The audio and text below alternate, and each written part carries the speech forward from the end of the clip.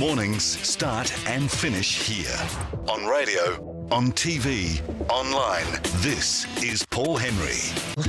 It's 5 minutes away from 9 on a Monday morning. Here's a conundrum some of you might be in today. You might be faced with this conundrum right now as you go to work, as you do your housework, whatever you're doing, as you look after your child, whatever. You went out on a Valentine's Day date, but you're not sure how it went. What did that weird look mean? Why did they cross their arms? The peck on the cheek, did it mean lust, love, or just please get out of my face? Body language expert Suzanne Masefield joins me now to elaborate. Suzanne, good morning. Good morning. Is it a dangerous thing for amateurs to try and read meaning into body language?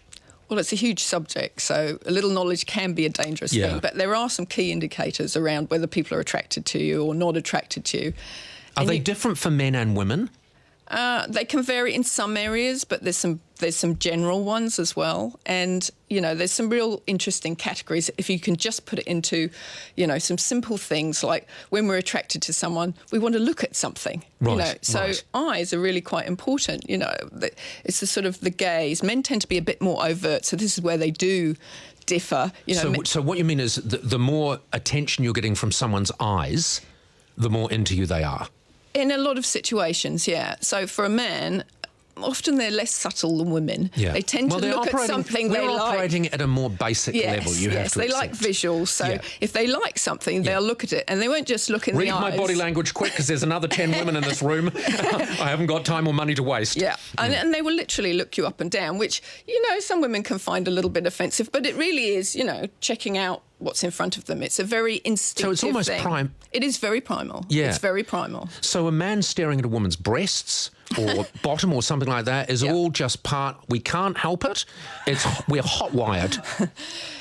Yes, you're hot-wired, for sure. So that's a good sign. That's a good sign. If the man's looking over your shoulder at the people behind you, it's a bad sign. Definitely. And for women, you know, they tend to, if they're more feminine women, more masculine women are more direct with their eye contact, but more feminine women tend to be a little bit more coy. You know, they'll do the gaze, look away, look back again. But coy is okay? Coy is very feminine. It's a feminine thing. It's sort of a flirtatious thing. So the eyes are one thing to think about when someone's attracted to you, you know, that you're getting that level of attention. Yep. And also, if suddenly, you know, they're looking at you and you notice that their eyes dilate, that is a sign of attraction and attention. Obviously, if you've got bright light, that's not going to work. Right. But another thing that happens, which happens a lot in the animal kingdom... You've really got to look at someone to see their eyes dilating, have you? You have. Staring into their eyes. But the pupils actually get bigger and bigger, you know, and it's literally as we like something, our pupils get bigger. That's good. So, you know, that's quite an interesting thing when you're looking at someone. If you notice their eyes are getting bigger, obviously the light does have an impact. But the other thing is preening. You know, if you look at what animals do in the animal kingdom, they preen themselves. You know, they actually start to touch themselves. Because their look is important. Their look is important. Men tend to puff themselves up a little bit more to make themselves look bigger. They suck in their tummies. You got it. And sometimes they'll adjust. They'll have their jacket open and closed, those types of things. Or maybe even pat their hair down.